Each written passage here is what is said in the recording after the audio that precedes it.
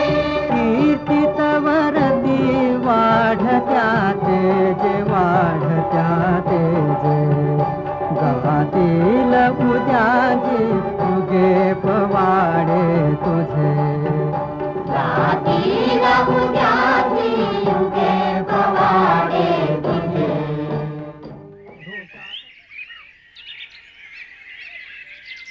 एक होती प्रभात नगरी. हनुमान टेकडीच्या पायथ्याला उतारावर असलेल्या बाभूळ वनात ती प्रभातच्या 5 पांडवांनी वसवली होती. ह्या नगरीत कधी पुराण कथा अवतरत होती, तर कधी इतिहासाचं नातं वर्तमानाशी सांधत काळाची सांधेजोड होत होती. कधी वास्तवातली प्रखरता धिटाईनं मांडून समाज मनाला जाग आणली जात होती.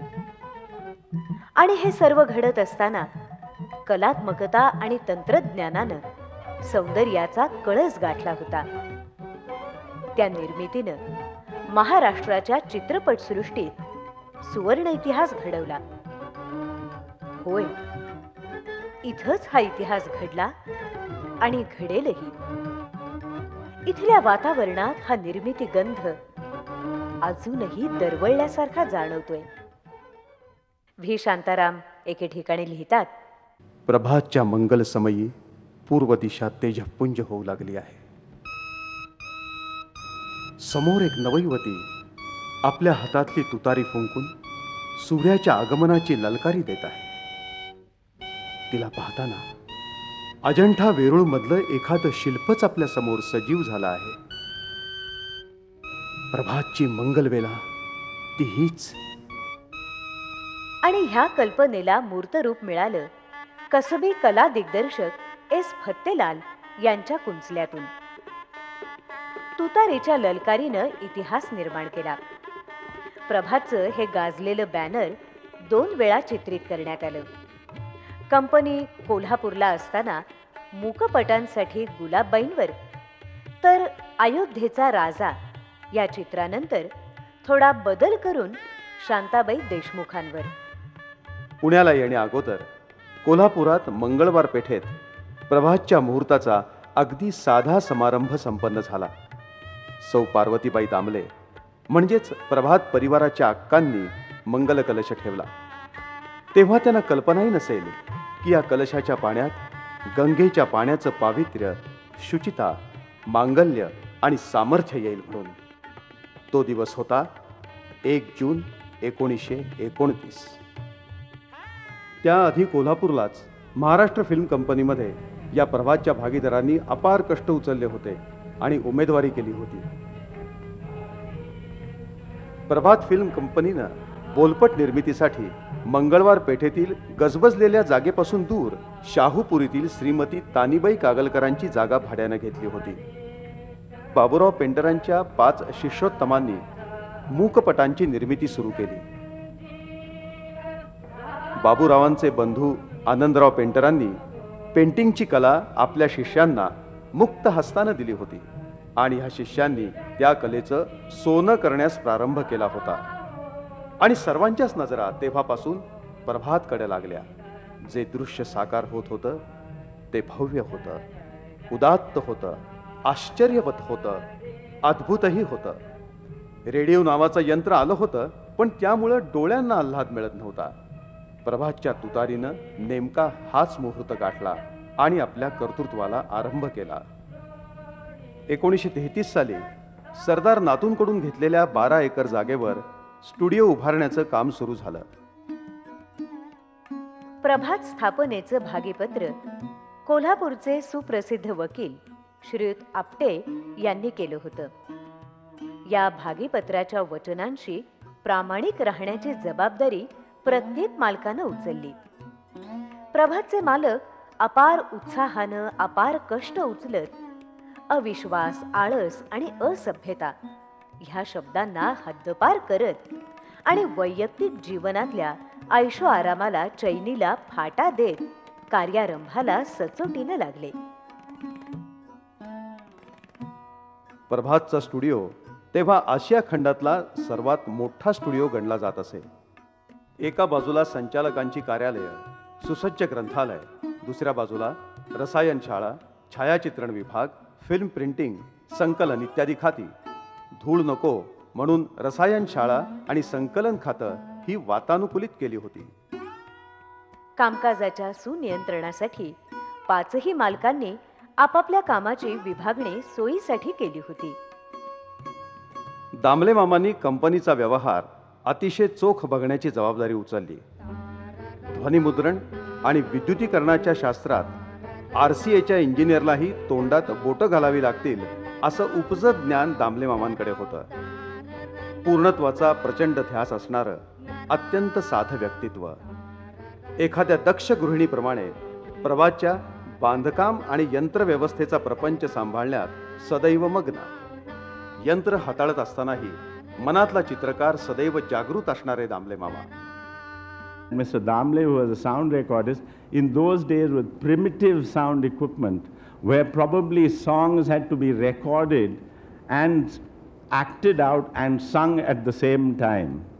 And to have that and to retain, because even today you can hear those songs, the balance of sound, there's so many things there. Damle मामा म्हणजे व्ही शांतारामांच्या गरुड झेपेतल्या पंखांचं खरं खुरं सामर्थ्य. व्ही शांतारामांनी आपली कारकीर्द दिग्दर्शक म्हणून गाजवली. गुणग्राहक, शोध नजर असणारा, प्रचंड ताकदीचा दिग्दर्शक, प्रभातची आत्मज्योती. काम हेच व्यसन असणारा कसबी कलावंत. मी म्हणेन तो विषय, निवडीन ती नटी आणि दाखवीन ते तंत्र, ही उक्ती खरी करून दाखवणारा, दगडातून देव निर्माण करण्याची हिंमत असलेला विश्वकर्मा. शांताराम बापूंची पर्सनॅलिटीच अशी होती की ते समोरून असे चालत आले ना की माणूस अगदी त्यांना नकळतच म्हणजे खाली वाकून मुजरा करेल, एखाद्या राजा महाराजाला करावा अशी त्यांची पर्सनॅलिटी होती. आणि अत्यंत त्यांचा अभ्यास सिनेमाच्या ह्याचा इतका, टेक्निकचा, एडिटिंग स्वतः करायचे, कॅमेरा सगळा त्यांना समजायचा. त्यामुळे ते मला वाटतं संपूर्ण असे डिरेक्टर होते. एस फत्तेलाल यांच्या मनक पटलावर प्रभातच्या चित्रकथा साकार होत असत, त्या त्यांच्या मनोहारी कुंचल्याद्वारे. Picture is a silent poetry हे वाक्य पडद्यावर खरं करून दाखवण्याचं कसब आणि केवळ त्यासाठीच अवतार घेतल्यासारखे आपल्याच धुंदीत आणि कलेच्या नशेत अहोरात्र झुंपून घेतलेला हा थोर कला दिग्दर्शक, ज्यांच्यामुळे प्रभातमध्ये सौंदर्य साकार झालं. ते लँडस्केप सुद्धा करायचे. पण लँडस्केप म्हणजे काय की ते बाहेर जेव्हा जायचे तेव्हा एक एक झाडाकडे बघत बसायचे, स्कायकडे बघत बसायचे, डोंगर असायचे, फुलं असायचे, गवत असायचं, हे सगळं नद्या असायच्या, सगळं बघायचे आणि ते घरी येऊन रूममध्ये बसून त्या मेमरीवर ते ड्रॉइंग करायचे. Fattelal, for instance, was such an extraordinary designer for the cinema. Such an extraordinary designer. I don't think in the Indian film industry there has ever been art direction of the quality that Prabhat had at that time with the limited resources they had, the conceptualization of sets.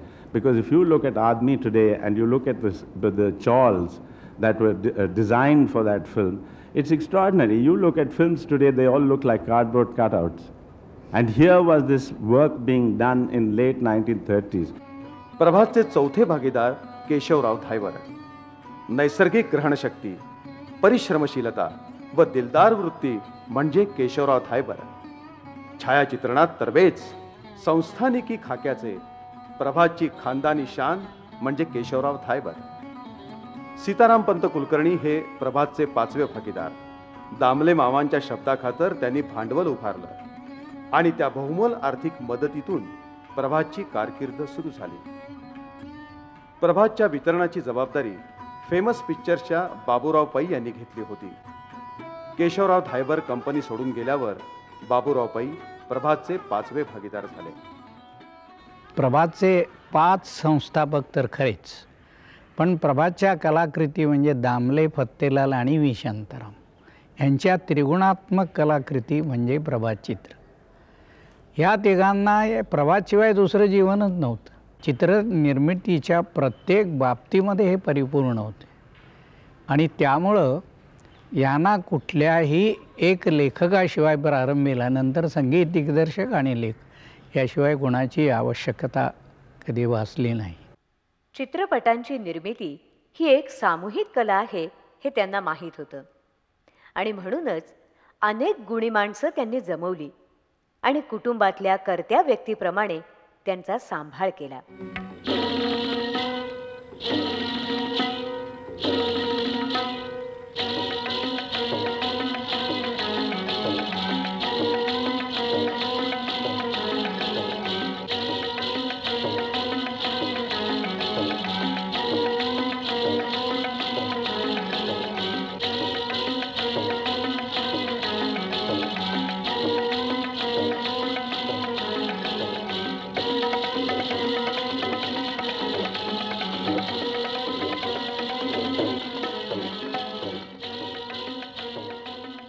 प्रत्येकाचीच ही भावना होती की आपण ह्या कलेचे पुजारी आहोत, हीच आपली आराधना आहे.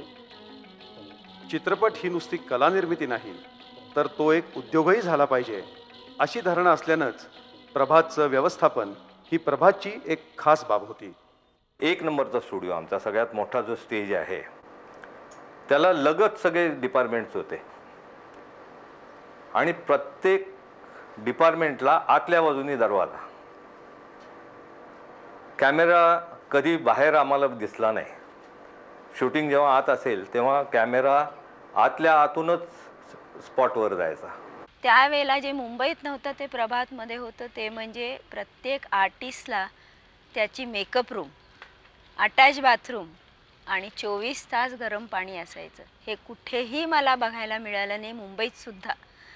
म्हणजे त्या लोकांची दूरदृष्टी किती असणार. साधी गोष्ट आहे की इथून ह्या स्टुडिओच्या पॉईंटपासून अगदी मागच्या कंपाऊंडपर्यंत संबंध ते तळं आणखीन ते देऊळ वगैरे जे आहे तिथपर्यंत अंडरग्राऊंड केबल होत्या.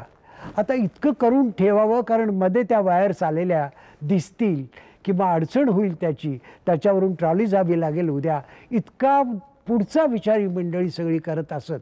रामोजीचा स्टुडिओ आता हैदराबादला आहे, तो फार नावाजतात लोक, पण त्यावेळेला आमच्या लोकांनी वरपासून खालपर्यंत इतकं मॉडर्न हे केलं होतं. इथे काय नव्हतं, इथे सगळं होतं. कॅमेरा डिपार्टमेंट आहे, कॉस्ट्युम डिपार्टमेंट आहे, आर्ट डिपार्टमेंट आहे, फोटोग्राफी डिपार्टमेंट आहे, म्युझिक डिपार्टमेंट आहे, थिएटर आहे, रेकॉर्डिंग आहे, हे सगळं इथं होतं. आमच्या नंबर 1च्या स्टुडिओमध्ये एक टँक, स्विमिंग टँकसारखं केलेलं होतं. बाजूला गॅलरी आहे जिथून लोक शूटिंग बघायला आले तर बघू शकतील, म्हणजे खाली डिस्टर्ब होऊ नये म्हणून त्यांनी वरतून ठेवलेलं होतं.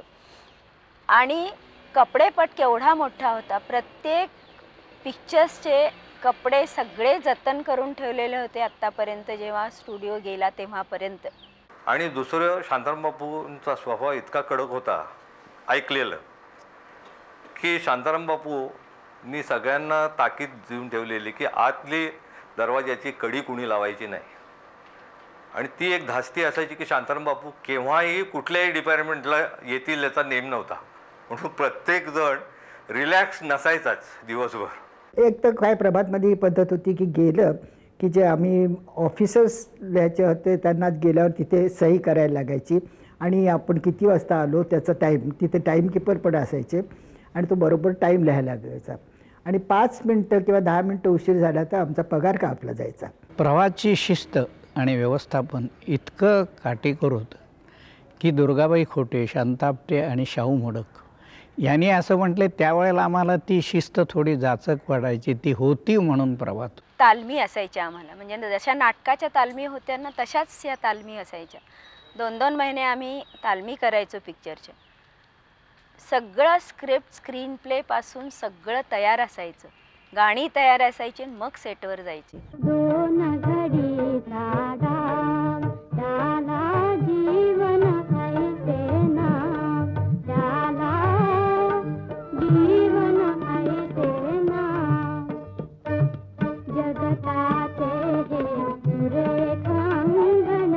जगताते हे सुरेखांगण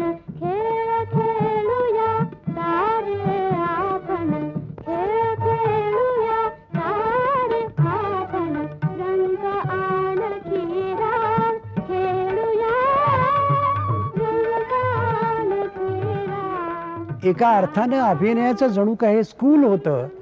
अशा तऱ्हेची इथली माणसं एक 3 पिढ्या तयार झालेल्या आहेत इथून. अगदी कुणीही मंडळी साधी ही अतिशय उत्तम भूमिका करून गेलेली आहेत. They never acted, they lived the Rolls.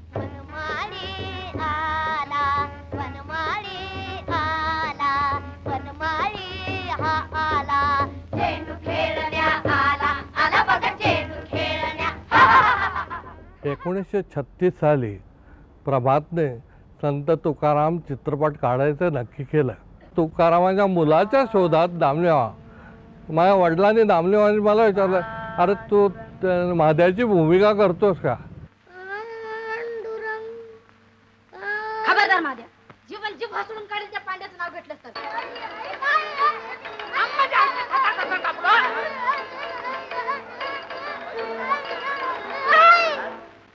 ह्याचा बाप राज्यच तुझ्या नावाने टाळकुटीत बसलाय. ह्याला बरं करतोस की हलो तुझ्या टाळकीत. गावहन, तू मनुष्य आहेस का लावसट आहेस? अरे मनुष्य आहे मनुष्य, तुझ्या मनी टाळकुटे नाही. कोण विचारणार तुम्हाला? आलाय मध्ये लूट पडायला. दादा माहित आहे कळे कळे. एवरीबडी ऑर्डिनरी आर्टिस्ट, ऐसे कोई नहीं कोई बढ़िया आर्टिस्ट उठा के लेके आए, ये काम करा यहाँ से वहाँ से. No, they're all ordinary people and he bought them up. Anna त्यांनी मेहनत करून त्या लोकांना दाखवलं की दिस पीपल कॅन ॲक्ट.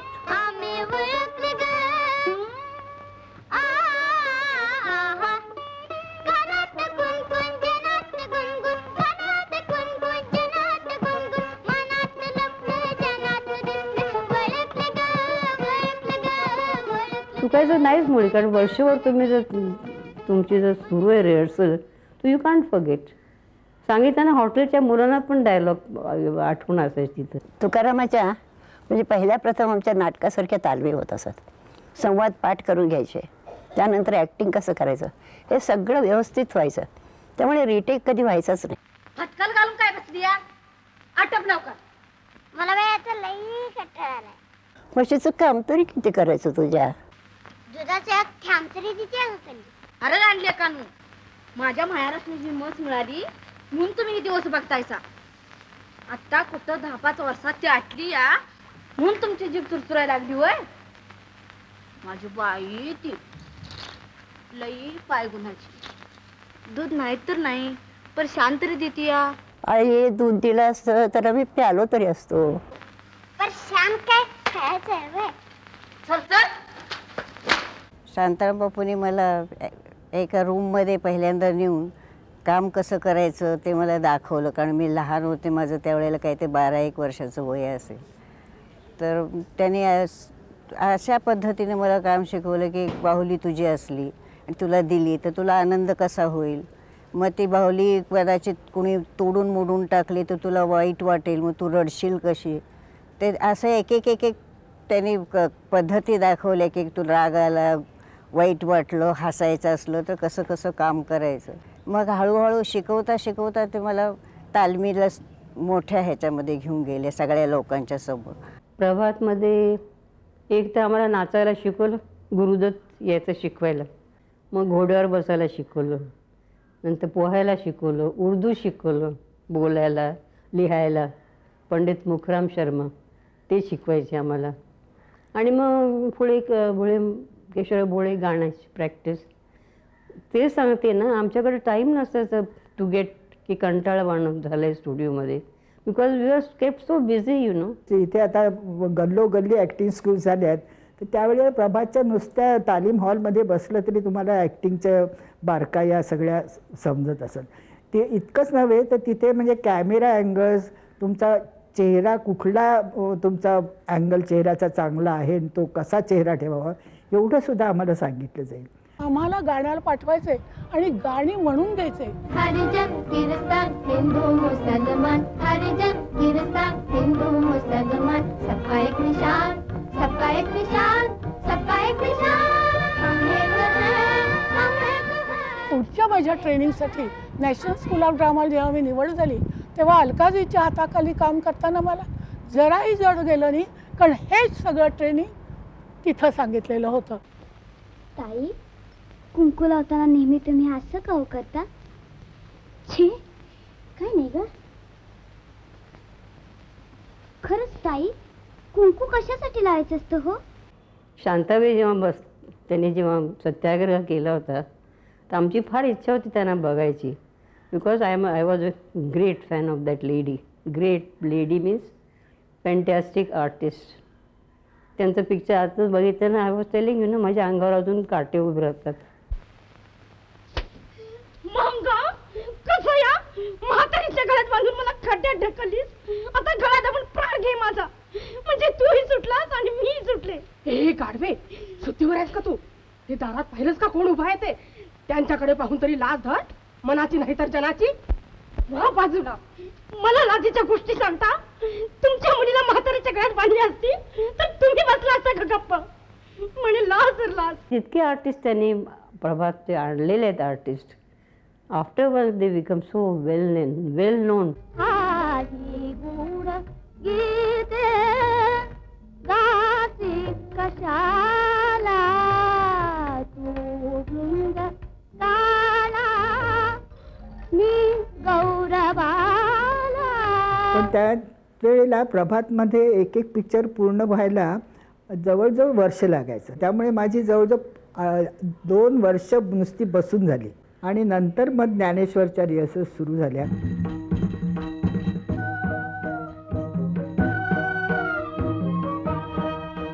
ज्यावेळी चित्रपट इथे सेंट्रलमध्ये लागला त्यावेळेस दामले मामा, साहेब मामा, अण्णा ते अशी सगळी मंडळी आम्ही तिथे पहिल्या शोला बालकनी आम्ही सगळी मंडळी बसलो.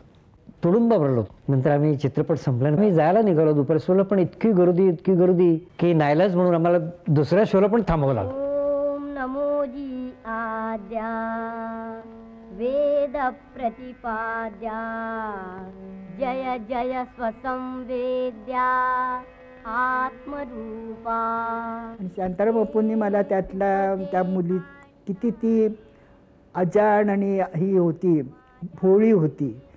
तर ज्ञानेश्वरचं तिची भक्ती म्हणजे प्रेम म्हणण्यापेक्षा तिची भक्तीच कशी होती ते तू करायचं आहेस.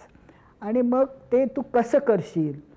तर म्हटलं मला वाटतं अण्णा हे डोळ्यातून दाखवलं पाहिजे.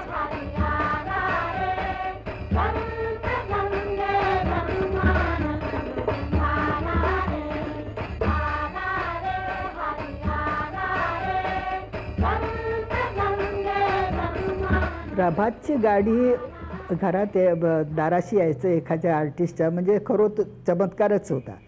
मी गाडीत बसले तर शाहूराव होते. शाहूरावांना विचारलं की काय हे? म्हणे मलाही माहिती नाही. म्हणे पिक्चर तर आपण सगळं पूर्ण पाहिले. म्हणे मला असं समजलं की अण्णा म्हणजे शांताराम बापू काहीतरी एक नवीन सीन घेत आहेत. आणि तो सीन असा होता,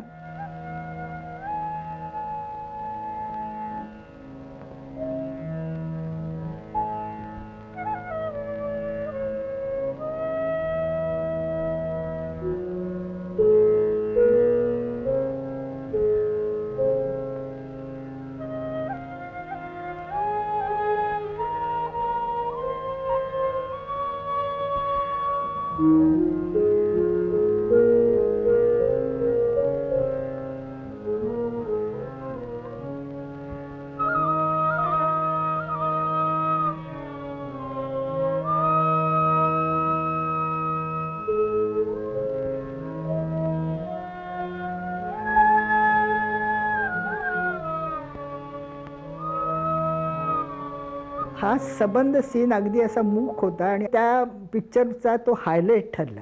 आणि शाहूराव मोडकांचं मला एक अगदी कौतुक करावं असं वाटतं की त्यांना पुष्कळसे सीन आउटडोरला होते.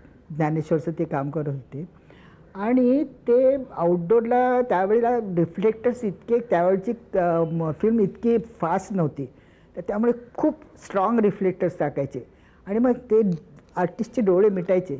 तर ते रोज आल्याबरोबर दोन्ही बाजूला रिफ्लेक्टर्स लावून असेच्या असे त्या रिफ्लेक्टरकडे आपले डोळे बंद होऊ नये म्हणून प्रॅक्टिस करायचे. शाहू मोडकने जे काय काम केलं आहे तो ज्ञानेश्वर म्हणजे खरोखरच ज्ञानेश्वर वाटलं. सुखी केले देवा पाद पद्मी ठेवा निरंतर प्रभातचं जे रंगभूषा वेशभूषा हे जो विभाग होता तो इतका समृद्ध होता. ज्ञानेश्वरच्या वेळेला 900 माणसांचा मॉब असायचा आणि तो सूर्योदयाच्या पूर्वी तयार असायचा. याचं कारण संध्याकाळपासून मेकअपला सुरुवात व्हायची आणि ॲक्टर्स डिपार्टमेंट जे म्हणत ते 20-25 लोक त्यांना मेकअप करायला बसत असत. धर्मात्मामध्ये अछूत होते ना, म्हणजे अनटचेबल मुलीचं काम केलं त्यामुळे त्याच्यामध्ये काळा मेकअप होता. मला इतकं रडायला आलं. मी स्टुडिओमध्ये जाऊन पप्पा म्हटलं, म्हणजे शांताराम बापूंना म्हटलं काय हे मला काळं केलं म्हणून. मग मला त्यांनी समजवलं काळं असलं म्हणून काय झालं, काम करून तू दाखव ना लोकांना तू कसलं काम करतेस. तुम्ही कसे जीवन भराच्या घरी देवा देवा बाबा ताई बाबा नाथ नाथ. साधं सोपं मुरलेल्या चाली, म्हटलं तर नवीन, म्हटलं तर कुठल्याही जुन्या चालीचं स्मरण करून देणारं असं कानमधुर संगीत म्हणजे प्रभातचं संगीत. गोविंदराव टेंबे, केशवराव भोळे, मास्तर कृष्णराव ही केवळ संगीत दिग्दर्शक म्हणून नाहीत, तर अभिजात संगीतातली ही मोठी माणसं होती. एक तर गुण असं त्याला पक्कड म्हणतो आम्ही गाण्यात, म्हणजे एक चाल दिल्याबरोबर ते सर्व लोकांना समजणारा न समजणारा नाही, आवडलं पाहिजे. दुसरं त्या कथानकाला योग्य असं ह्या, आणि जो कवी असतो त्याला सुद्धा धक्का लागू नये अशा रस्त्याने शब्दोच्चार वगैरे असं केलं तर ते कायम लक्षात राहतं.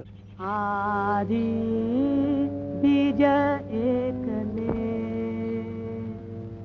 आदि बीज एकले, आदि बीज एकले.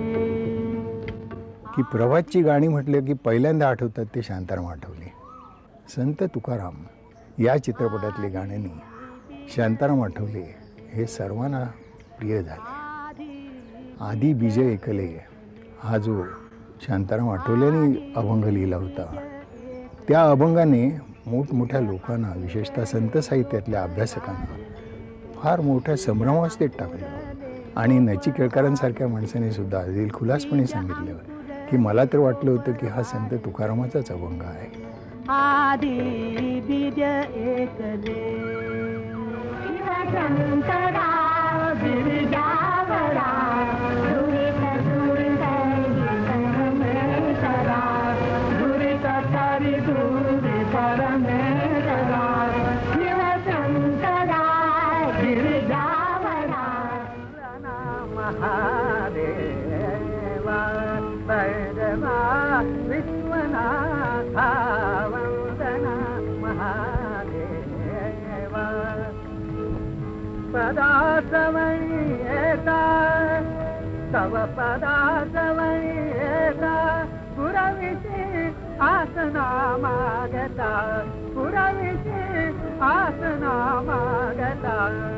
संगीताचा उपयोग आपल्या प्रभातमध्ये जो झाला किंवा एकंदर तत्कालीन चित्रपटामध्ये, तो अतिशय त्यांनी विचारपूर्वक केलेला आहे. तत्कालीन समाजाची संगीताची आवड त्यांनी विचारात घेतली.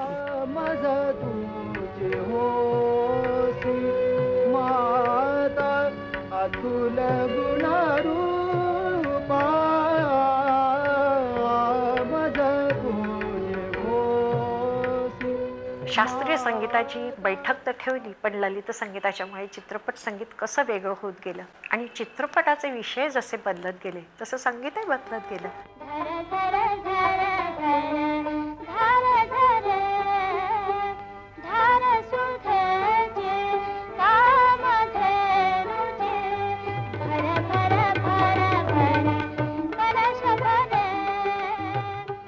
माझ्या दृष्टीने मास्तर कृष्णा होते.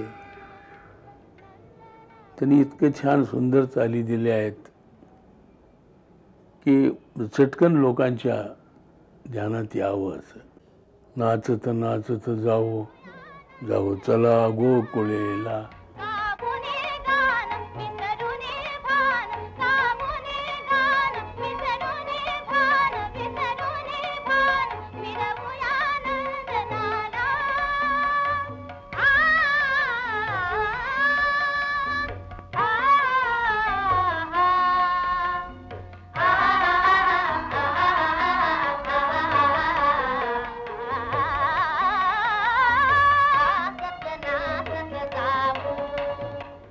अजूनपर्यंत ते कानात आहेत.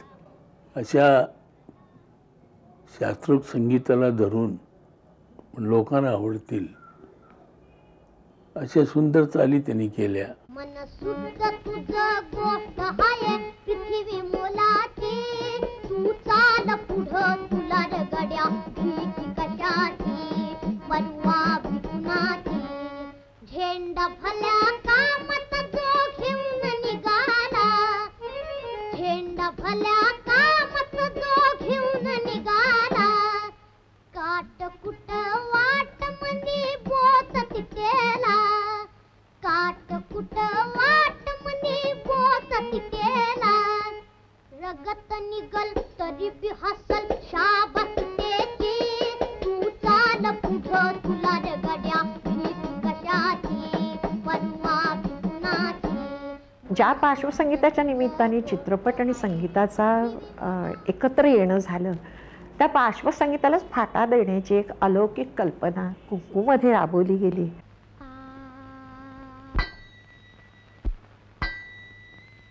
या सुरार म्हणत्या, भारती सृष्टीचे सौंदर्य खेळे, डावीत सतत रूप आगळे, वसंत वनात जनात हासे, सृष्टी देवी जाणू नाचे उल्हासे, गातात संगीत पृथ्वीचे भाट, चैत्र वैशाखाचा ऐसा हा थाट.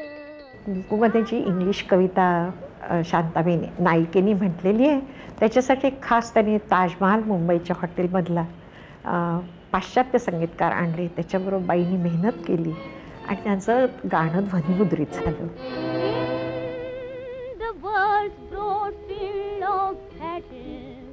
In the bivouac of life, be not like dumb, grieving cattle, be a hero in the strife. Let us then be up and doing, with a heart for any fate, still achieving, still pursuing, learn to labor and to pray. मी माझ्या आयुष्यामध्ये सर्वप्रथम जो चित्रपट पाहिला तो होता कुंकू, आणि शांता आपटीची ती गाणी सारखी गुणगुणत राहायची, हाच मला एक छंद जडला होता. वसंत प्रभू त्यांना ज्यावेळी गाणं शिकवायचे तेव्हा मला एक मजेदार प्रकार बघायला मिळाला. तो म्हणजे त्यांचं नोटेशन जे होतं ती त्यांची स्वतःची काहीतरी पद्धत होती. नोटेशन करताना ती अक्षरं लिहित नव्हत्या, त्या खुणा करत होत्या.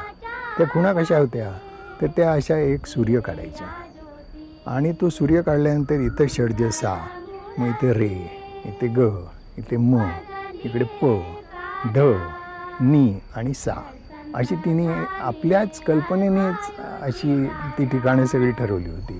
तिष्ठले राजा बाळे आयो पण जावया, जय देवी मंगळा गौरी. पापा, आम्ही त्यांना पापा म्हणायचे ना, किशोर बोळ्यांना, तर ते आम्हाला गाणं शिकवायचे. तर सकाळी स्टुडिओमध्ये आलं की ते असे बसलेले असायचे खुर्चीवर, तर मोरा घ्यायचं, बसायचं. तुम्ही 1 तास बसा, 2 तास बसा, पायाला मुंग्या यायच्या, पण ते पण हालायचे नाही, आम्ही पण नाही हालायचे. चित्रपट बोलायला लागल्यावर चित्रपटातली जी गाणी होती ती गाण्याचं चित्रीकरण आणि गाण्याचं मुद्रण हे एकाच वेळी होत असे. ह्याच्यात सुधारणा जी झाली ती 36 साली, कारण प्री रेकॉर्डिंगचं तंत्र अवगत झालं.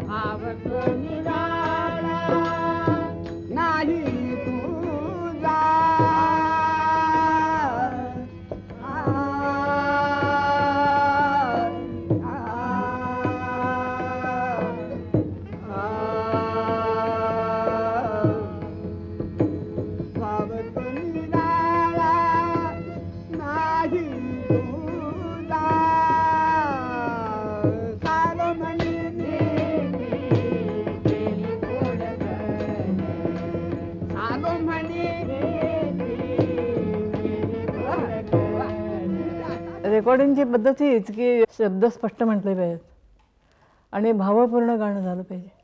हवा समज तू हवा सखया हवास मदत हवास सखया हृदयी माझ्या भाव उसळते हृदयी माझ्या भाव उसळते ओठावरती शब्द नाचते ओठावरती शब्द नाचते रसावया परी कविता पंक्ती हवास मज तू हवास रे. पुण्यात कंपनीचं स्थलांतर झाल्यापासनं संगीतकार केशवराव भोळे, मास्तर कृष्णराव आणि कवी शांताराम आठवले यांची विचारधारा इतकी जमून गेली की एखादी संगीताची मैफल जमावी असं एकापेक्षा एक चित्रपटातलं संगीत होत गेलं.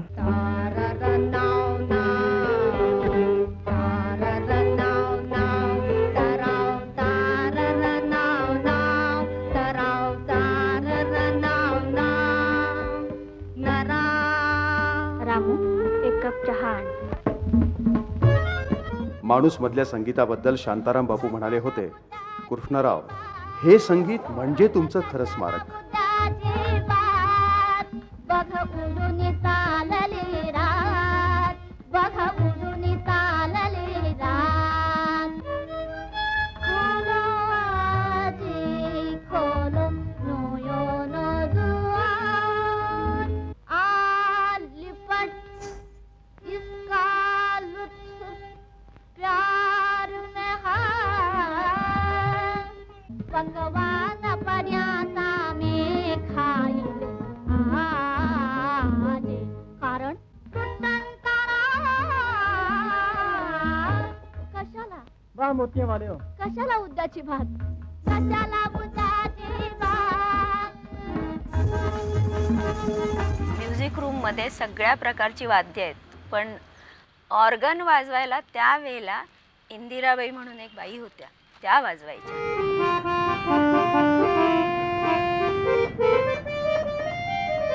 दोन पैशाला तर सायकलीवरनं जात होते. जवळजवळ तिथनं 2 मैल प्रभात, नारायणपेठेतून 2 मैल.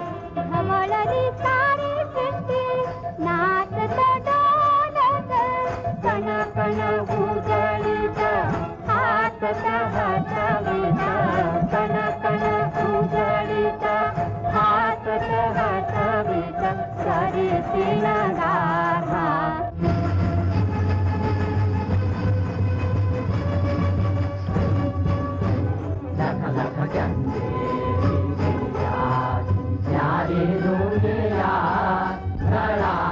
गोकुळ या प्रभातच्या हिंदी चित्रपटापासून हिंदीत संगीत जसं यायला लागलं ते हिंदीच्या बाजानी संगीत आलं. हिंदी काव्यसुद्धा रचना करायला कमर जलालाबादी जे पुढे नावालौकिकेला आले आणि संगीतकार श्यामसुंदर ह्यांची करिअर प्रभातमध्ये सुरू झालेली आहे. असं जर बघायला गेलं तर वेगळे वेगळे जे उसने आवाज आलेले आहेत ते विनोदिनी देसाई दीक्षित यांचा सखूच्या वेळेला आवाज वापरला गेला. त्याच्यानंतर ललिताबाई फडके, सुधीर फडके तर तेव्हापासून गातच होते, मन्ना देसाई गायलेले ते.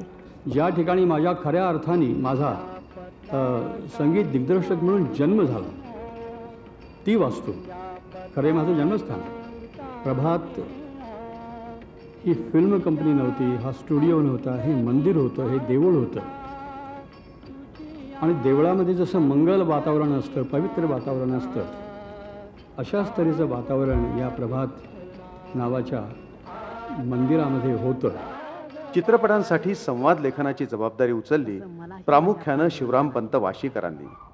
त्यांचे संत ज्ञानेश्वर आणि संत तुकाराम हे चित्रपट आदर्श संवादाची उदाहरणं म्हणून वाखाणले गेले. मुलांनी भाकरी खाल्ली का ग? काय करत्या, लई लई वाट बघत होते तुमची, मग मॅच म्हटलं त्यासनी खावा म्हणून. पोरं कशी रत्ना आणि पांडुरंग पांडुरंग. आवले तूही बैस बघू भाकरी खायला. नग नग उद्या तुमचं, म्या खाल्ली नाही, शक्य नाही. हां घे बघू. नग नग उद्या तुमचं.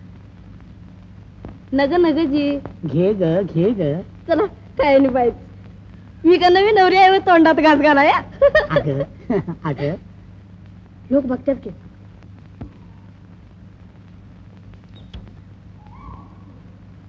लई गोड लई गोड. ही भाकरी मॅच केली. का दुसऱ्या कोणी केली यार? हा, खरोखरच माझं भाग्य थोर, म्हणून तू मला अशी बायको दिलीस पांडुरंगा. पांड्या तो बरा देतो या. मला माझ्या बाण दिले तुम्हासनी. तो मस्त हरकल मला आपली लेख म्हणाया. नाव बी काढू नका त्या काळतोंड्याचं माझ्या मोर. आवले, खरोखरच माझ्या विठ्ठलावर तुझी भक्ती नाही का? हा विठ्ठल, ती तुमचा देव असेल तुम्हासनी मोठा, पण माझा देव तुमच्या विठ्ठल परस बी लय मोठा आहे. तुझा देव विठ्ठलापेक्षा मोठा कोण? तुझी मंगळाई वाटत. तर मग अगं तुझ्या देवाचं नाव तरी काय? माझ्या देवाचं नाव जेव्हा आता मुकाट्यानं काहीतरीच विचारतायचा. माझा देव बसलाय माझ्या मोर भाकरी खात. येतोय का तुमचा देव तुमच्या संग भाकरी खायला? किती आश्चर्याची गोष्ट आहे की खांडेकर, फडके, माडखोलकर यांच्या बाबतीत आम्हाला असं वाटत असे की आता पुढची कादंबरी खांडेकरांची कोणती येते, तसं प्रभातचं पुढचं चित्र कुठलं येतं आहे याच्याबद्दल लोकांना अतिशय कुतूहल असे. त्यांनाच कुतूहल असं असेल नव्हे तर बंगालमध्ये, नंतर कलकत्त्याला किंवा मद्रासला, साऊथला, ह्या सगळ्यांना अत्यंत आदर्श जर काही वाटत असेल तर प्रभात हे आदर्श वाटत असे. प्रभात तेव्हा जरा चांगल्या ह्याच्यात परिस्थिती तिथे येणं म्हणजे आसपास फिरणंसुद्धा अशक्य नाही, पण आदर्श प्रभात असायचं. मग त्यात मला जो फायदा प्रभातचा असं झाला की त्या काळात प्रभात बंद होत आलं होतं 48-49च्या काळात. त्यावेळेस के नारायण काळे, नंतर केशवराव भोळे, आपले शांताराम आठवले, ही मंडळी प्रभातपासून मोकळी झाली आणि ह्यांच्याकडे ज्ञानाचा खजिना होता. हे प्रभातमध्ये आम्ही असं केलं, प्रभातमध्ये तसं केलं. कुंकू हा सिनेमा पाहत असताना एक शॉट असा आहे की ते कल्हेही करतो, त्याच वेळेस त्यांनी ते आपल्या पांढऱ्या मिशा हे केलेले असतात असं काहीतरी. तो त्याच्यात पाहतो ते असा एक सीन आहे आणि तो हातातलं फेकून आरशावर फेकतो आणि त्याचे तुकडे होतात सगळीकडे. आता ह्याचा आपल्याला फोटो घ्यायचा म्हटलं तर कसा घ्यायचा म्हणून आम्ही 2-3 असे जमिनीवर ठेवून पाहिले, पण 2-3 असे जमिनीवर ठेवले तर प्रत्येकाचा अँगल वेगळा आहे, त्यात काही ते येत नाही. म्हणजे काय केलं असेल, मग प्रत्येकाला खालून इकडून थोडं टक्के द्या, इकडून तिकडून द्या, तिकडच्याला असा टेकून, आणि हे सगळं ह्या त्या सगळ्या 4-5 आरशांच्या तुकड्यात आपला चेहरा दिसला. त्याचा फोटो आम्ही घेऊ शकलो. अरे वा, असं केलं असणार ते.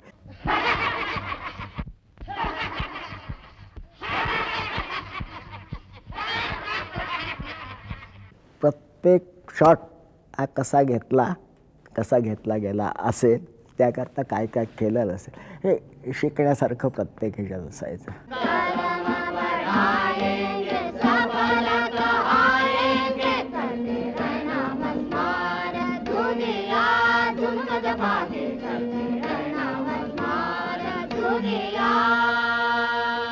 ओटी हलतात अशा, उभा राहिला असताना सुद्धा अशा ह्या कशा, हा प्रश्न इन्क्विजिटिव्हनेस असला तर कुठली गोष्ट कशी केली हे आपण विचारतो.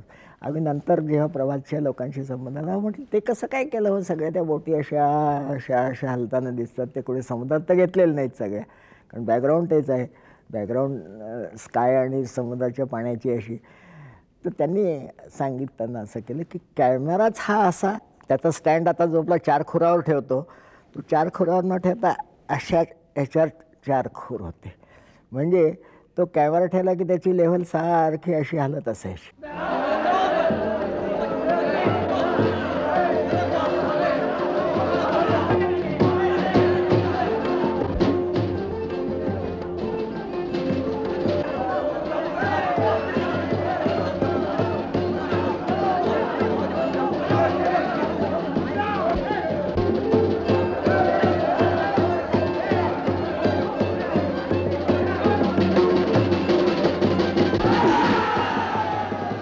रामशास्त्री पाहत असताना इतकं सुरेख वाटायचं की त्यातला प्रत्येक शॉट आणि शॉट कसा घेतला असेल, काय त्यातले कंपोजिशन्स काय.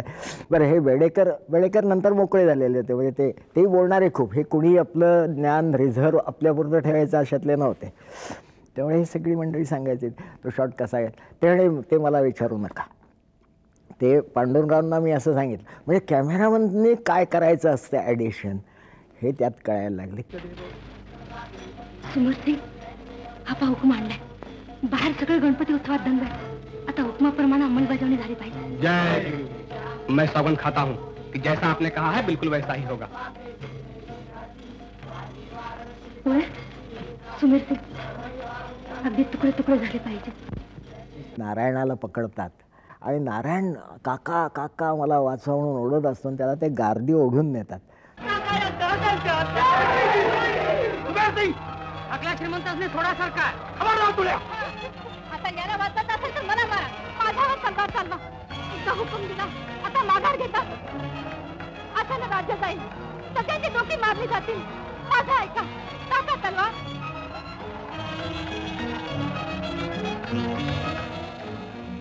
ओढून नेतात. तर कसा नेला तो प्रश्न. म्हणजे ज्यांना शूटिंग माहीत आहे त्यांना ठीक असतं, पण शूटिंग घेणाऱ्यांना सुद्धा असा प्रश्न. मी नवयुगमध्ये आमची जमीन सगळी खडखडीत असायची. विदाऊट जर्कसारखं घेतलेला म्हणजे काय आहे, तर अगदी सुरेख हे असायची. आणि ट्रॉलीच्या तिथे त्याचा माणसाने हात धरून ठेवला होता, कोण असेल तो, आणि तो ट्रॉलीवर होता, कॅमेरा ट्रॉलीवर होता, आणि त्याला ओढत ओढत ओढत ओढत त्यांनी असा नेला तो पूर्ण ट्रॉली सकट, ट्रॉली बरोबरच. आणि वाईड अँगलने घेतलेलं, त्यामुळे आणखीन मजा. त्या पर्स्पेक्टिव्ह एकदम बदलते वाईड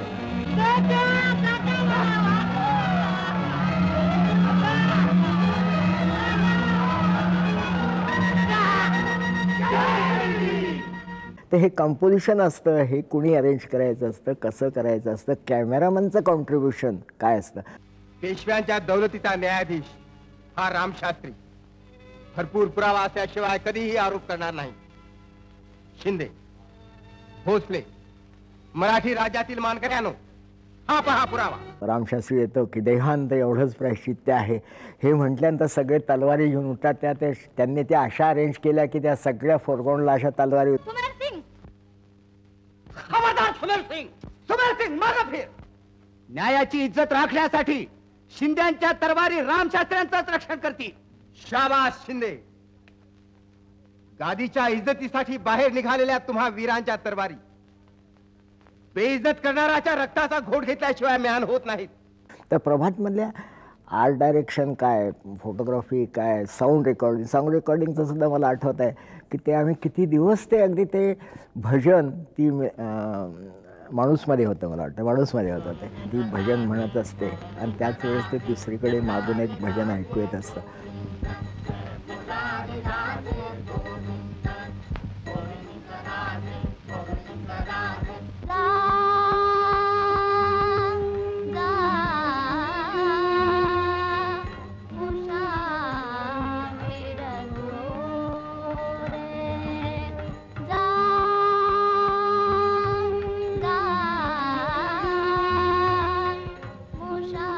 म्हणजे प्रभातला प्रत्येक सिनेमा हा जिज्ञासूला आणि शिकणाऱ्याला शिकण्यासारखा असायचा.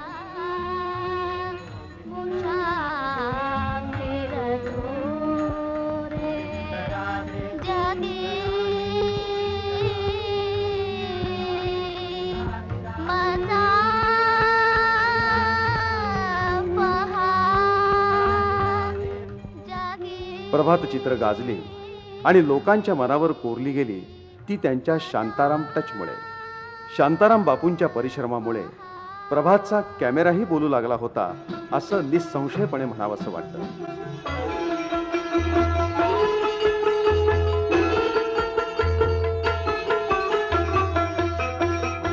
अहो, तुमचं डोकं आहे का ठिकाणावर?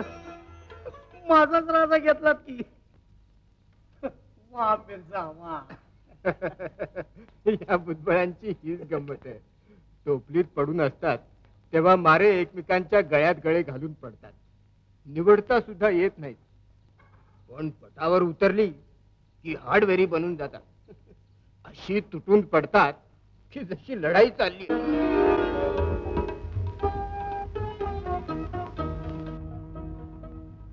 उद्याचा सूर्य अजून झोपतो आहे, तोवर या रात्रीचं सगळं वैभव आपलं आहे.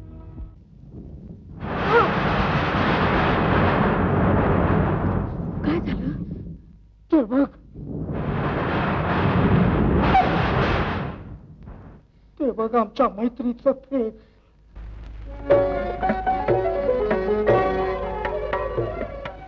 यंदा श्री चंडिकेच्या महायज्ञात नरबली बंद, पशुबली ही बंद.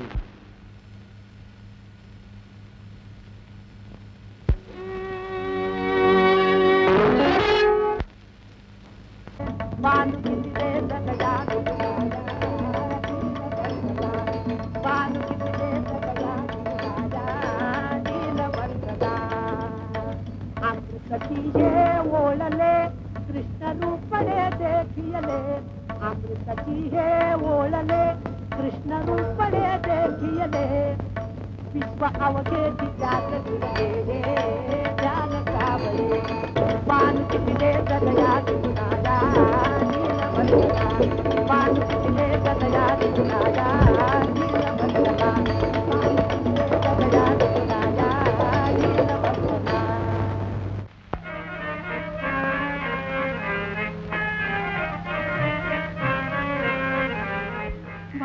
अगदी रडू नका हा.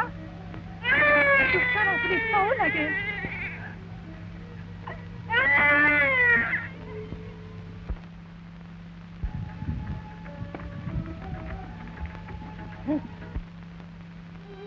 चित्रपटाची यशस्वीता संकलन कौशल्यावर अवलंबून असते.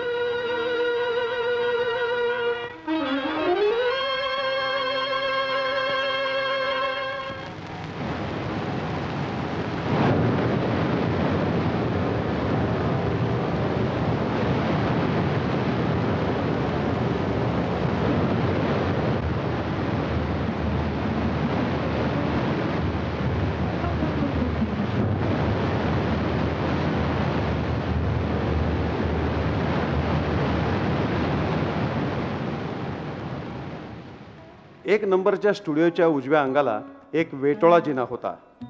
तो चढून गेलं की एडिटिंग रूम होती, अति स्वच्छ वातानुकूलित. तिथं वावरायची व्ही शांताराम यांची अतिदक्ष असलेली किमया. पांढऱ्या स्वच्छ बिछायतीवर शांताराम बसायचे. फिल्मची दोन्ही टोकं हाताने पकडून मनगटांनी सहजपणे झटका देऊन संकलन करणारे त्यांचे ते वाकबगार हात. झटक्याच्या लईप्रमाणे त्यांना पाहिजे तितक्याच लांबीची फिल्म हाती येत असे. त्या काळी चित्रपट टेक्निक इतकं ॲडव्हान्स नसताना देखील प्रभातने आपले चित्रपट इतकी फिनिश प्रॉडक्ट दिलेले आहेत की त्याचं खरंच त्या लोकांचं कौतुक करावं असं वाटतं. चित्रपट संकलन करताना तो सीन किती महत्त्वाचा आहे हे अगोदर जाणून घ्यावं लागतं. त्याप्रमाणे त्या प्रत्येक शॉटचं ड्युरेशन किती ठेवायचं, सेकंड ठेवायचं, 2 सेकंड ठेवायचं, 3 सेकंड ठेवायचं, हे त्या सीनवर त्या शॉटवर अवलंबून असतं. आणि हे जे जजमेंट आहे ते शांताराम बापूंना खूप चांगलं त्यांनी माहीत होतं.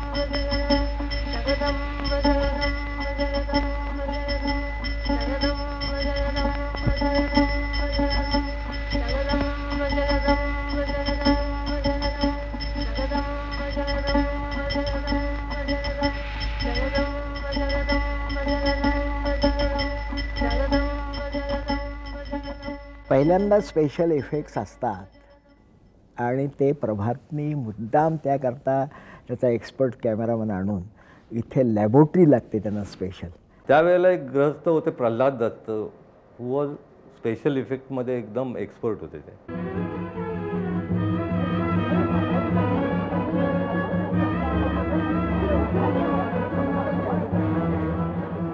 प्रल्हाद दत्त जे होते ते आपल्याशिवाय दुसऱ्याला कोणाला त्या ह्याच्यामध्ये घेत नव्हते, म्हणून त्या सिक्रेट्सच होत्या सगळ्या.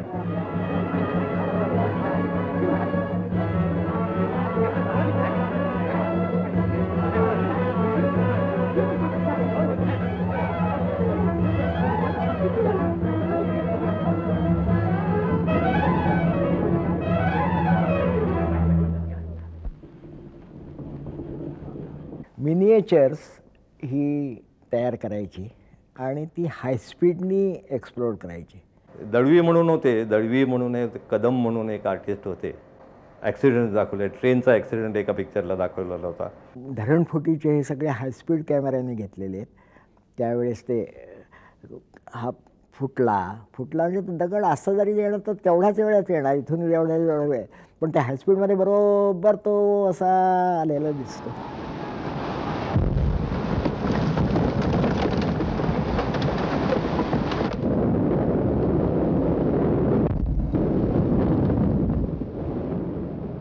हा 4 फुटी फक्त बुरुज केलेला असेल किंवा किल्ला केलेला असेल तो 4 फुटीच पडणार आहे.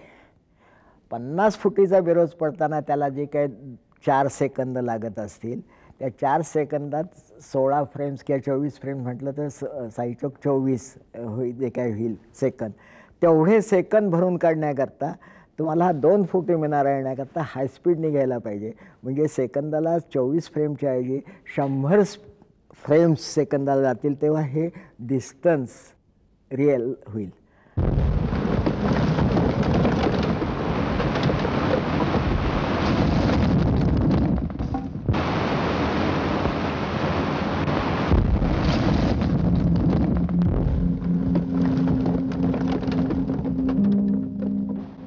ज्याप्रमाणे चित्रपटाच्या निर्मिती संदर्भात सर्व दक्षता घेण्यात आली होती, त्याचप्रमाणे जाहिरात आणि वितरण व्यवस्थाही चोख ठेवण्यात आली होती.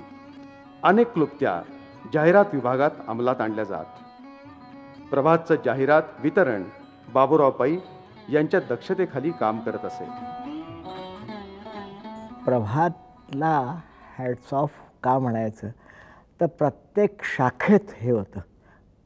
आता त्याच्यात किती बारकी बारकी उदाहरणं देता येतील. जाहिरात कशी करावी या बाबतीत सुद्धा होतं.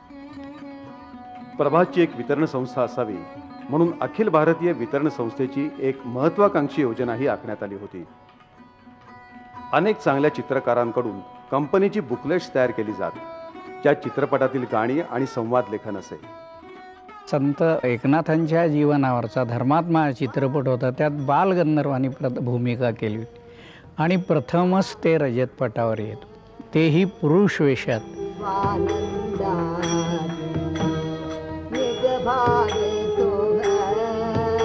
त्यामुळं बालगंधर्व दिसतात कसे उत्सुकता कायम ठेवण्यासाठी प्रभातने चित्रपट प्रदर्शित होईपर्यंत त्यांचा एकनाथांच्या भूमिकेतील छायाचित्र कधी प्रसिद्ध केलं नव्हतं. ती एक उत्सुकता कायम ठेवण्यासाठी. आता रामशास्त्रीच्या वेळेला सुद्धा मुंबईला फेमस पिक्चर मी बाबूराव पै त्याचंही काम पाहत असत आणि त्यांचा जाहिरात विभाग हा विशेषतः फार तयार असायचा. त्यावेळेला जाहिरात करण्यात आली होती, कारकीर्द सुरू झाली. प्रामुख्यानं आम्हा लोकांना प्रभात फिल्म कंपनी म्हटलं आणि त्यांचे चित्रपट म्हटलं की एक गोष्ट लक्षात येते की निश्चितपणे कथावस्तू आणि त्याची निवड ही होताना त्याच्यामागे निश्चितपणे काही हेतू होता.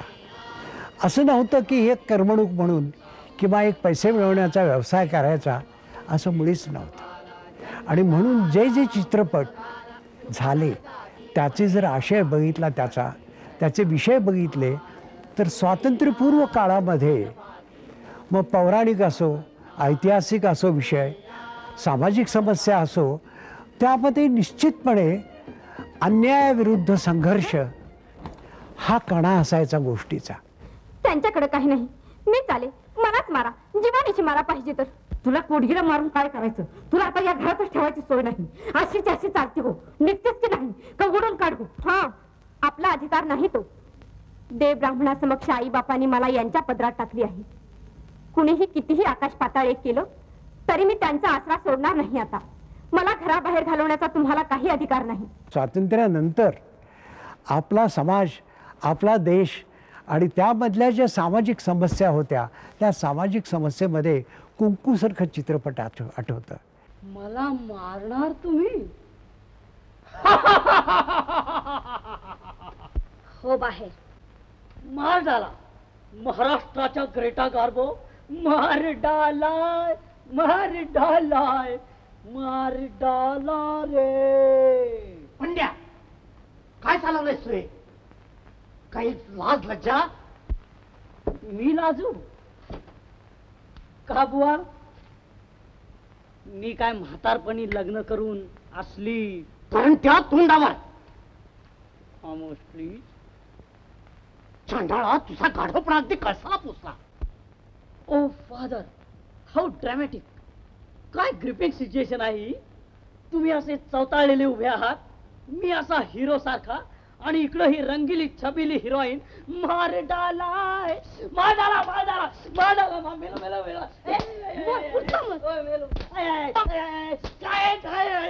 सांगू, हे घर आहे, थिएटर नाही. आणि तू एखाद्या बाजार बसवी समोर नसून एका कुलीत तरवी समोर उभा आहे. समजलं? समजलं, समजलं, समजलं.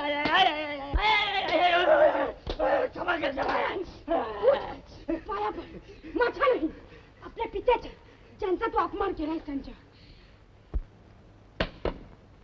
ही मांडणी करताना त्याच्या मागे कुठेतरी अतिशय जर बारकाव्याने भान असेल तर स्त्रियांच्या बद्दलचं हे भान मनातलं आहे. आणि त्यांच्यावर होणारा हा अन्याय जो आहे हा काय म्हणून सहन करायचा, त्याच्या विरुद्ध संघर्ष द्यायचा, ही जाणीव निर्माण व्हावी प्रेक्षकांच्यात, हा निश्चितपणे प्रयत्न असेल. तुम भी चाहे जितनी जिस्मानी कड़ाई दिखाओ, लेकिन दिली औरतपन को. औरतपन? मैंने अपने भीतर से औरतपन को कभी का खत्म कर डाला है. भारतीय चित्रपट सृष्टीच्या इतिहासातला पहिला स्त्री स्वातंत्र्यवादी चित्रपट अमरज्योती. त्यानं पुरुषी वृत्तीवर कडाडून हल्ला चढवला. स्त्रीवाद भारतात येण्यापूर्वी स्त्री हक्कांची जाणीव करून देणारा हा प्रभातचा चित्रपट. पौराणिक कथानक घेऊन देखील मद्यपान बंदीचा संदेश देणारा चित्रपट चंद्रसेना.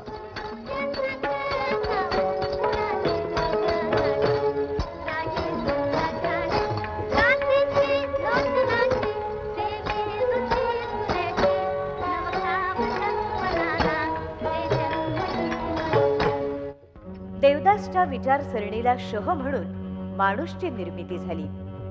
यातल्या नायिकेनं, मैनेनं आम्हाला वेश्या कोण बनवतं, समाजच ना, असा परखड प्रश्न त्या काळात विचारला होता. लाज नाही वाटत मता म्हणायला. गोष्टी सांगतात लांब लांब जिभा काढून सगळे, पण कोणी येत नाही मदत करायला माणसाला. पुष्कळ येतील, पण हवेत कुठं तुम्हाला चटक लागली नाही इथली. बस करा. चटक, मजा. माहित आहे का तुम्हाला आमच्या काळजात काय मजा होते ती? गोपालकृष्णमध्ये राजसत्ता विरुद्ध लोकसत्ता हा संघर्ष प्रामुख्यानं गोपालकृष्णांच्या चरित्राद्वारे मांडला गेला. अक्कल शून्य नाही काय पाहिजे ते मागायला. ते मनुष्यच आहे. आणि आम्ही कोण आहोत? आम्ही ही माणसंच आहोत हे ते विसरलेले दिसतात. एक एक गाय म्हणजे आमच्या काळजाचा एक एक तुकडा आहे. तुमचे कंस महाराज मनुष्य असते तर त्यांनी दुसऱ्याच्या काळजाचे असे लचके तोडलेच नसते.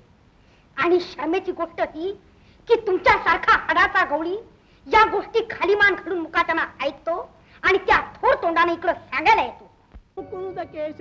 आणि संत तुकाराम हा चित्रपट कोण विसरेल. प्रभातच्या नई कहाणी या चित्रपटाचे लेखक आणि प्रख्यात पत्रकार के. अब्बास म्हणतात, संत तुकाराम हा खरा पहिला यथार्थवादी रिअलिस्टिक चित्रपट. तुटो हे मस्तक, तुटो हे शरीर, नामाचा गजर सोडू नये. नाशिवंत देह झाला तरी भंग, तरी कीर्तन रंग सोडू नये. विठ्ठल विठ्ठल विठ्ठल विठ्ठल विठ्ठल. धर्मात्मा 7 डिसेंबर 1935 साली प्रदर्शित झाला. संत एकनाथांचं हरिजनोद्धाराचं कार्य आणि महात्माजींचं हरिजनोद्धाराचं कार्य असा धागा मनात जोडला गेला होता.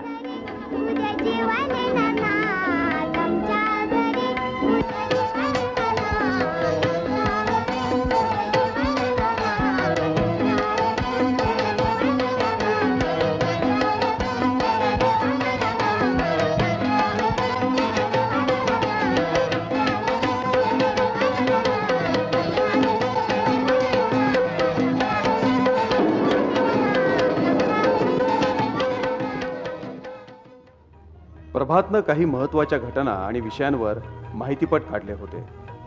त्यामुळे महत्त्वाच्या सामाजिक सांस्कृतिक घटनांचं जतन झालं. आज त्यापैकी काहीच माहितीपट उपलब्ध आहेत, पण त्यामुळेच काही थोर व्यक्ती आपल्याला बघण्याची दुर्मिळ संधीही प्राप्त झाली आहे.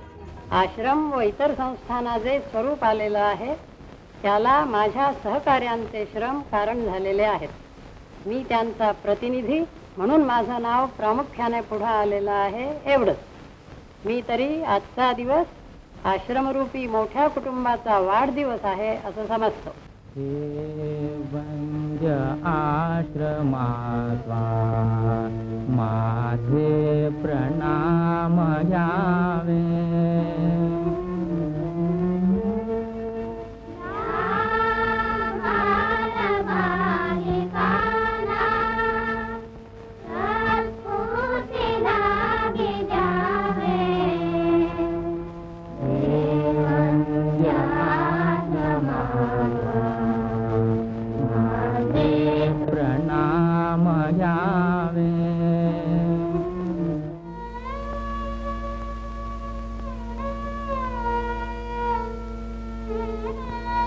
लोकमान्य टिळकांचे उजवे हात, महाराष्ट्राचे पितामह पुढारी, संपादकाग्रणी, चतुरस्र राजकारणी व बहुविध अभ्यासी साहित्य सम्राट श्रीयुत तात्यासाहेब केळकर यांना सोमवारीच मृत्यूची हाक स्पष्ट ऐकू येऊ लागली होती.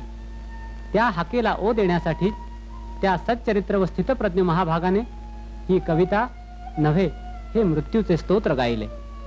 स्तोत्र पुरे झाले की नाही सांगता येत नाही, पण आपल्या मनातील भाव मृत्यूला चांगल्या तऱ्हेने सांगितल्यावर त्यांनी आपल्या हातातील झरणी व आपले उपनेत्र तिथेच कागदावर ठेवले आणि ते खाली येऊन निजले.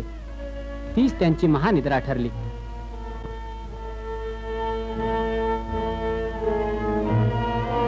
तात्यासाहेबांचे अखेरचे दर्शन घेताना त्यांच्या अचेतन देहाला त्यांच्या कुटुंबियांनी, हिंदू मुसलमान नागरिकांनी व पुण्या मुंबईच्या अनेक व्यक्तींनी व संस्थांनी पुष्पहार अर्पण केले.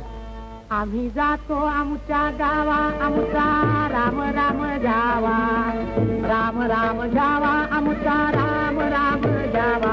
आम्ही जातो आमच्या गावा, आमचा राम राम जावा. प्रभातच्या सरत्या काळामध्ये प्रभातनी देवानंद, गुरुदत्त, मधुबाला, सुधीर फडके, हुसनलाल भगतराम यासारखे कलावंत मात्र चित्रपट सृष्टीला दिले.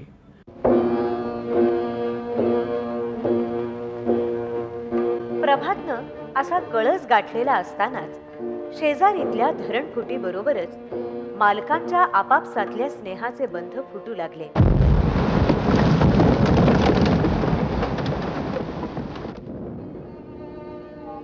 प्रभात नगरीत शिरायला कलीला कुठला अमंगल कोपरा सापडला कुणास ठाऊक, पण कलह सुरू झाला हे मात्र सत्य आहे.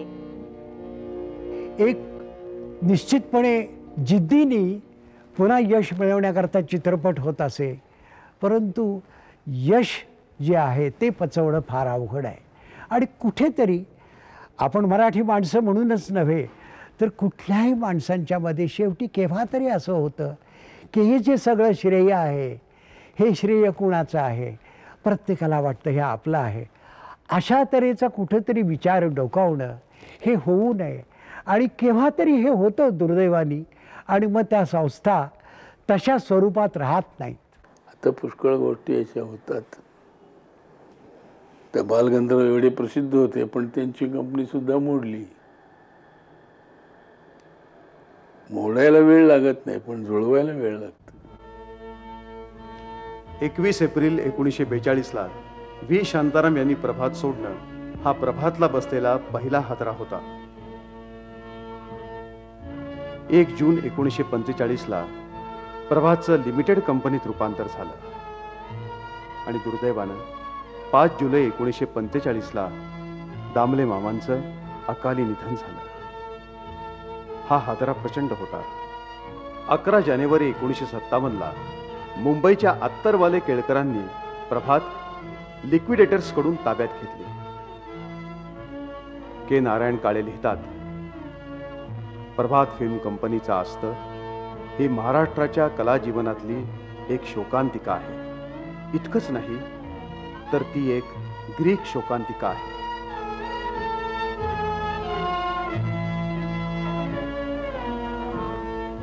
पण प्रभातच्या संगतीत महाराष्ट्रानंच नव्हे तर साऱ्या जगानंच अमृतकणांचं सेवन केलं. प्रभात हा महाराष्ट्राच्या श्वासोच्छ्वासात भरून राहिलेला एक सुगंधी श्वास आहे. आणि हा ठेवा आजच्या पिढीला देण्याचं श्रेय जातं दामले मामांच्या सुपुत्राकडे, श्रीयुत अनंतराव दामले यांच्याकडे. त्यांनी प्रभातचे हक्क मुदलियार यांच्याकडून विकत घेतले म्हणून हा ठेवा आपल्यापर्यंत पोहोचू शकला. या कामात विगो नमाडे यांनी मोलाचं सहकार्य केलं. आणि हे काम त्यांच्याच घरातल्या एका छोट्या मुलीच्या प्रश्नानं केलं. दादा, आपलं प्रभात टॉकीज आपल्या आजोबांनी बनवलेले चित्रपट आपण दाखवत का नाही? इतके सगळ्यांचे चित्रपट दाखवता, आपले का नाही दाखवत? ह्या प्रश्नाला गती मिळाली, कृती झाली. ज्यावेळी मद्रासहून निगेटी आणल्या त्यावेळी जवळजवळ 42 पिक्चर, साऊंड आणि पिक्चर, त्याशिवाय master positive, dupe negative, print, या सगळ्या कॉपीज मी घेऊन आलो. आता याच्यात एक विशेष गोष्ट सांगण्यासारखी, शांताराम आमच्याकडून सोडून गेले ते, पण त्यांना जेव्हा समजलं की हे सगळे चित्रपट दादाने विकत घेतलेत तर त्यांचा लगेच फोन आला की दादा, आता हे तू चित्रपट घेतले ते अत्यंत उत्तम काम केलेस आणि आता हे प्रिंट उचलायचे, दुसऱ्या कोणाकडेही जायचं नाही, मुंबईला माझ्याकडे यायचं. एखादं उत्तम केलेलं जे काम आहे की ते काम हे असं वर्षानुवर्ष राहतं आणि प्रेरणा देत राहतं. एकूणच टीम वर्क चांगलं पाहिजे. त्याच्यात प्रत्येकाचं काम चांगलं आहे, प्रत्येक नटाचं काम चांगलं आहे, नटीचं काम चांगलं आहे, गाणंही तितकं पोषक आहे. हे सर्व मिळून कथाही चांगली आहे, एक सामाजिक तत्व सांगणारा एक प्रकारची कथा आहे, नीती तत्व सांगणारे, असे जे सगळे मिळून एकत्र येऊन एक भट्टी तयार केली आहे, ते कायम लक्षात राहण्याचं. अशा तऱ्हेच्या ह्या संस्थेमधून ही प्रेरणा घेत आम्ही सगळ्या पुढच्या पिढ्या राहिलो आहे. आणि ही जी ग्रॅटिट्यूडची, कृतकृत्यतेची एक भावना मनात आहे आदराची, ती व्यक्त होणं हे आपण त्या सुरामध्ये सूर मिळवून कुठेतरी त्या भावनेनी ज्यावेळी चित्रपट करायला लागू त्यावेळी खरं सार्थक झालं त्या लोकांच्या संबंध तपश्चर्येचं असं म्हणावं लागेल.